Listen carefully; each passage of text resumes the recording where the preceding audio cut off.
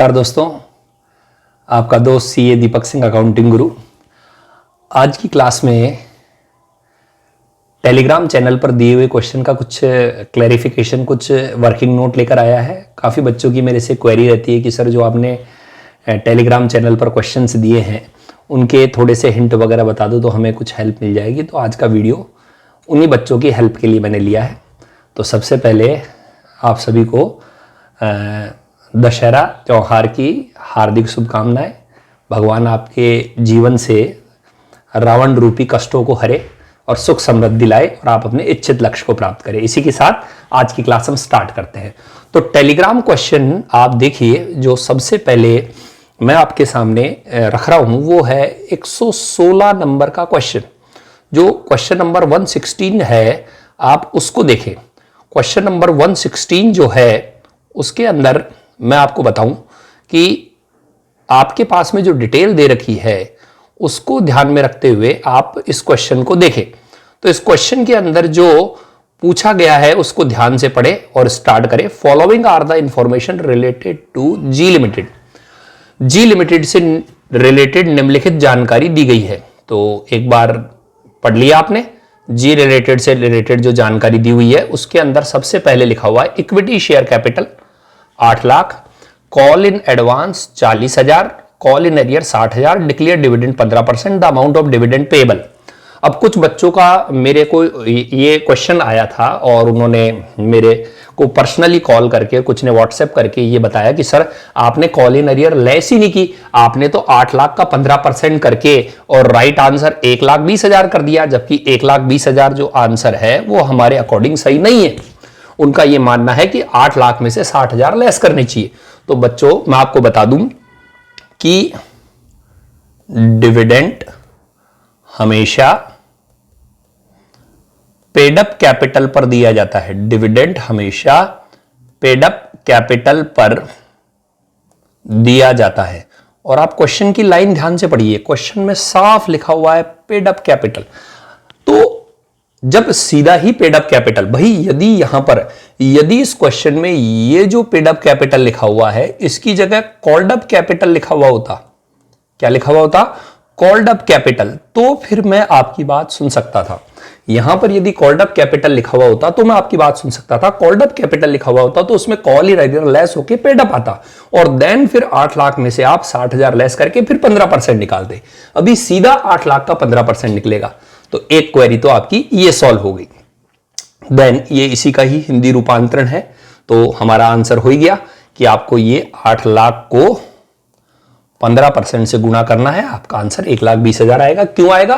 क्योंकि readymade paid up capital दे रखी है। यदि कॉल्ड अप कैपिटल दे रखी होती तो कॉल इन एरियर को लेस करना होता। ओके, पहली क्वेरी। देन एक और क्वेश्चन जिसके बारे में मेरे पास क्वेरी आई कि balances appear in the books at the end of the year. ये क्वेश्चन था 118 जो कि मैंने टेलीग्राम चैनल पर पूछा था। उसमें यह पूछा गया है कि maximum amount distribution available for bonus share. Bonus share के लिए उपलब्ध, हिंदी में भी यह है कि बोनस शेयर के लिए अधिकतम उपलब्ध राशि कितनी होगी।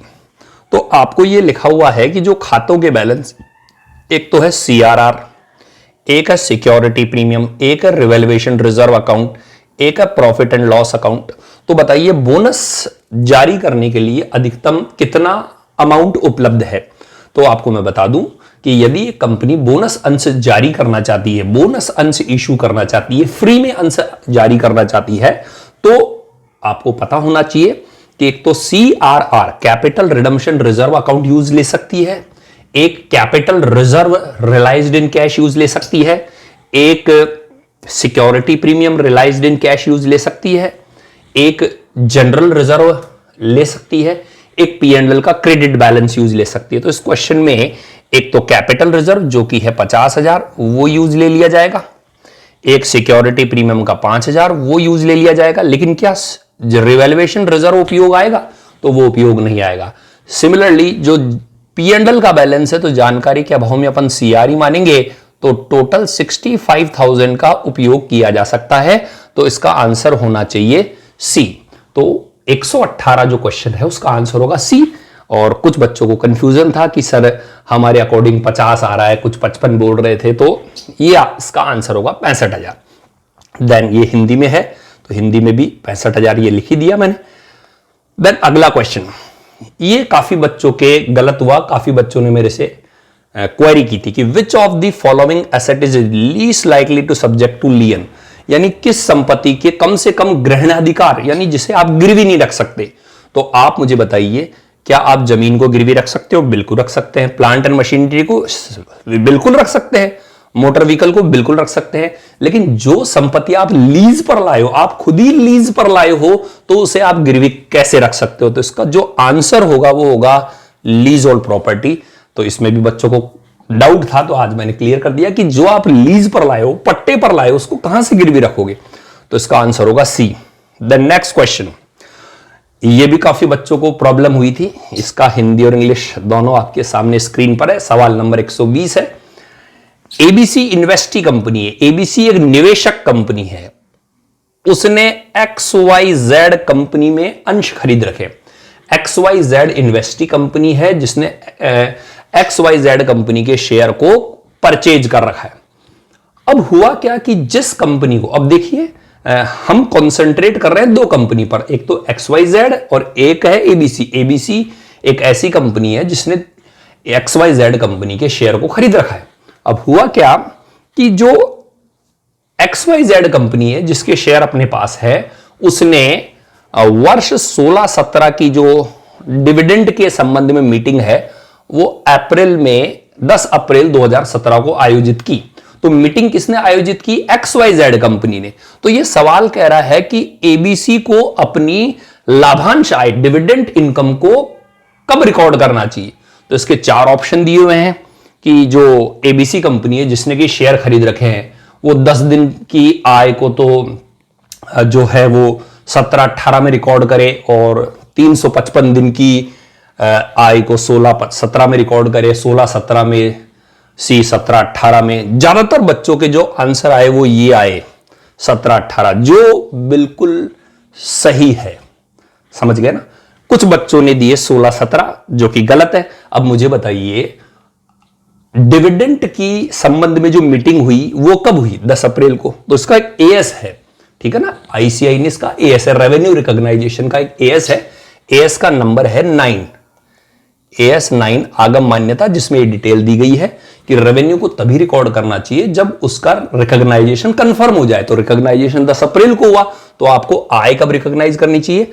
वर्ष 17-18 में। तो ये भी एक अच्छा क्वेश्चन था। 120 में आंसर आएगा सी। ये इसका हिंदी वर्जन है, ठीक है? Okay, the next question 122। ये कुछ प्रॉफिट लॉस शेयरिंग रेशियो के क्वेश्चन थे, इन्हें आप ध्यान से देखें। ए और बी रेशियो है 5:3। वो एक नए पार्टनर सी को एडमिट कर रहे हैं। नया रेशियो 4:2:1 है। सैक्रिफाइस रेशियो बताओ। तो आपको पता होना चाहिए त्याग अनुपात या सैक्रिफाइस रेशियो का जो फार्मूला होता है वो ये है, ठीक है? Sacrifice ratio is equal to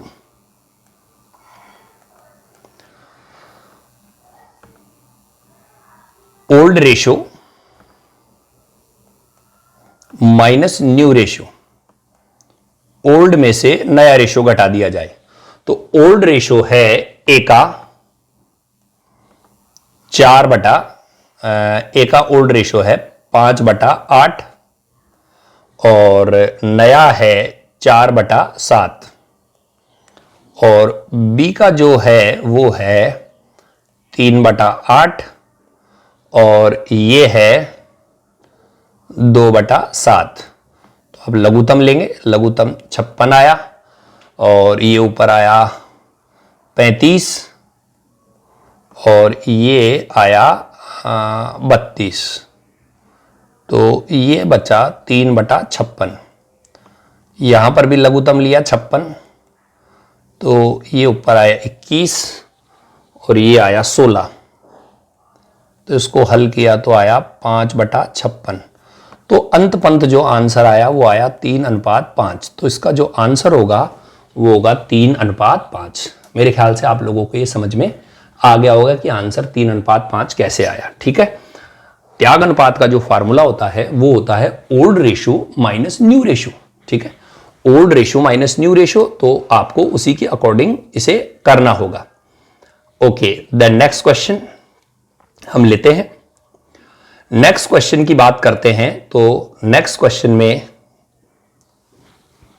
जो पार्ट है वो है A and B are partner sharing profit ratio 4:1। 4:1 है ए और बी का रेशो, और सी को उन्होंने आमंत्रित किया है 1/4 हिस्से के लिए, जो कि वह किससे एक्वायर कर रहा है? होली फ्रॉम ए। पूरा का पूरा जो एक्वायर कर रहा है वो ए से एक्वायर कर रहा है। ठीक है, नया रेशो क्या होगा? अब मुझे बताओ नए रेशो का फार्मूला क्या होता है? न्यू रेशो का फार्मूला हो गया old ratio minus sacrifice ratio. Old में से त्याग रेशो घटा दो। तो आप मुझे बताओ ए है, ए का ओल्ड रेशो क्या है? ए का ओल्ड है 4/5। अब मुझे बताओ ए कितना त्याग कर रहा है? तो ए पूरा ही त्याग कर रहा है। ए कितना त्याग कर रहा है? 4/5 माइनस 1/4। बी कोई त्याग कर रहा है क्या? बी कोई त्याग कर ही नहीं रहा।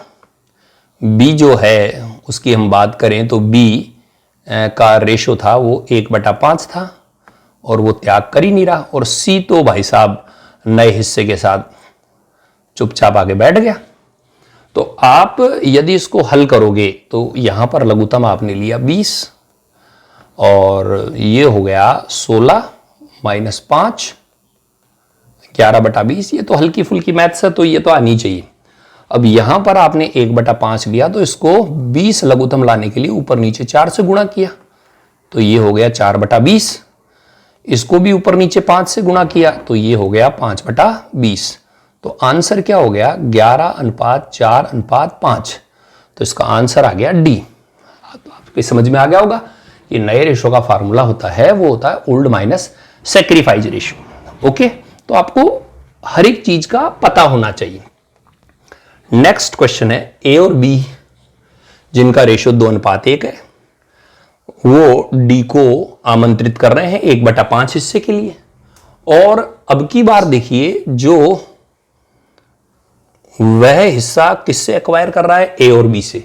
और किस रेशियो में एक्वायर कर रहा है? 1:2 में। तो आपको यहां पर त्याग भाग पहले निकालना पड़ेगा। समझ गए ना? पहले यहां पर त्याग भाग निकालना पड़ेगा। सर ये त्याग भाग क्या होता है? तो आप मुझे बताइए सी कितने भाग के लिए आ रहा है? 1/5। 1/5। ये 1/5 को किस किस से ले रहा है? वो ए और बी से ले रहा है। 1/5 का 1/3, 1/5 का 1/3 वह ए से ले रहा है, और 1/5 का 2/3 वह बी से ले रहा है। तो ये हो गया 1/15, और ये हो गया 2/15। तो ये त्याग भाग निकले 1/5 का 1/3, 1/5 का 2/3। अब नए रेशो की बात करें तो नए रेशो का फार्मूला आपको मैं ऊपर बता ही चुका हूं कि ओल्ड रेशो है 2/3, बी का रेशो है ओल्ड 1/3। इसमें से त्याग भाग घटा दो 1/15, 2/15 घटाएंगे, लघुत्तम 15 ही लिया। यहां पर 3 पंजे 15, 5 दूनी 10, 1, तो ये 9/15। यहां पर भी 15 लघुत्तम लिया, 5 माइनस 2, 3/15। और सी तो आप जानते हो 1/3 भाग के लिए आया, इसको भी ऊपर नीचे जो है 1/5 भाग के लिए आया। 1/5 भाग के लिए ऊपर नीचे 3 से गुणा किया, तो ये हो गया 3/15। तो आंसर आया 933, जिसको काट पीट के स्मॉल कर दिया तो आंसर आ गया 3:1:1। तो ये क्वेश्चन था 124। देन अगला क्वेश्चन था एक एंट्री का कि माल खरीदा आपने, 2000 रुपए की लिस्ट प्राइस थी जिस पर व्यापारिक छूट। तो जो कॉमर्स के स्टूडेंट है उनको मालूम होगा कि व्यापार छूट की एंट्री नहीं होती है। ठीक है, व्यापार छूट की एंट्री नहीं होती है, यानी ट्रेड डिस्काउंट की कोई एंट्री नहीं होती। सीधा 2000 में से 10% यानी 200 रुपए लेस करो, बचा कितना? 1800। यानी जो परचेज रिकॉर्ड होगी वो 1800 रिकॉर्ड होगी। तो ए तो होगा ही नहीं, बी हो सकता है, सी होगा ही नहीं, और डी का सवाल नहीं। तो इतना तो मालूम चल गया कि बी और डी में से एक हो सकता है। अब उसमें जो इमीडिएट कैश डिस्काउंट दिया तो उसकी एंट्री होती है, तो एंट्री क्या होगी? Purchase account debit to cash account to discount account. तो पता होना चाहिए कि परचेज 1800 रुपए से ही रिकॉर्ड होगी, क्योंकि ट्रेड डिस्काउंट की एंट्री नहीं होती। व्यापार को बढ़ाने के लिए, ग्राहकों को आकर्षित करने के लिए जो बट्टा दिया जाता है उसे हम ट्रेड डिस्काउंट कहते हैं, जबकि कैश डिस्काउंट की एंट्री होती है। देन नेक्स्ट क्वेश्चन, ये भी काफी बच्चों के गलत हुआ था, पोल में पूछा था मैंने, 127 नंबर का क्वेश्चन है। क्वेश्चन ये है कि ऑटोमोबाइल उद्योग में कार, जीप और बसों को क्या बोला जाता है? तो ज्यादातर बच्चों ने जॉइंट प्रोडक्ट, गलत आंसर है, गलत आंसर है। इसका आंसर है को प्रोडक्ट। को प्रोडक्ट है। आपका आज का टास्क है कि आप ये पता लगाएं कि को प्रोडक्ट किसे कहते हैं। कि सर हम कैसे पता लगाएंगे? तो बुक्स पढ़िए, बिल्कुल आप बुक्स पढ़ेंगे तो आपको इसके बारे में पता लगेगा, ठीक है। बिल्कुल, जब तक आप बुक्स नहीं पढ़ेंगे काम कैसे चलेगा। को प्रोडक्ट है, सह उत्पाद है, ठीक है। देन ये भी बच्चों ने गलत किया है, 128 भी। मुझे बताइए, सेल प्राइस में कमी कर दी, सेल प्राइस में कमी कर दी तो पीवी रेशो क्या हो गया? कम हो गया। पीवी रेशो कम हो गया तो क्या तो बढ़ेगा और क्या कम होगा? तो इसका आंसर है ब्रेक इवन पॉइंट बढ़ेगा। भाई ब्रेक इवन का मतलब क्या होता है? समविच्छेद बिंदु, नो प्रॉफिट नो लॉस की स्थिति। तो यदि आप सेल प्राइस को कम करोगे तो ब्रेक इवन पॉइंट ज्यादा मात्रा में अचीव होगा। यानी पहले मान लो 20 यूनिट बेचने पर ही ब्रेक इवन पॉइंट आ जाता था, नो प्रॉफिट नो लॉस की स्थिति आ जाती थी। तो 25 यूनिट बेचने पड़ेंगे, 30 यूनिट बेचने पड़ेंगे। और मार्जिन ऑफ सेफ्टी का मतलब है ब्रेक इवन पॉइंट से ज्यादा की इकाइयां, ब्रेक इवन पॉइंट के बाद की इकाइयां मार्जिन ऑफ सेफ्टी कहलाती है।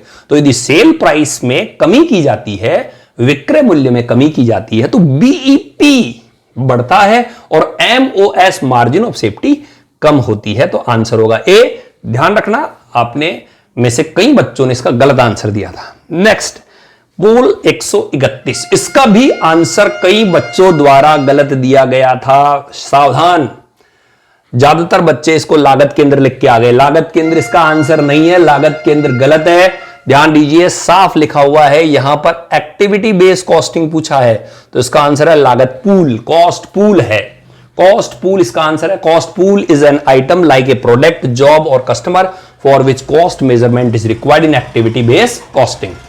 देन कंट्रीब्यूशन मार्जिन ये भी गड़बड़ है।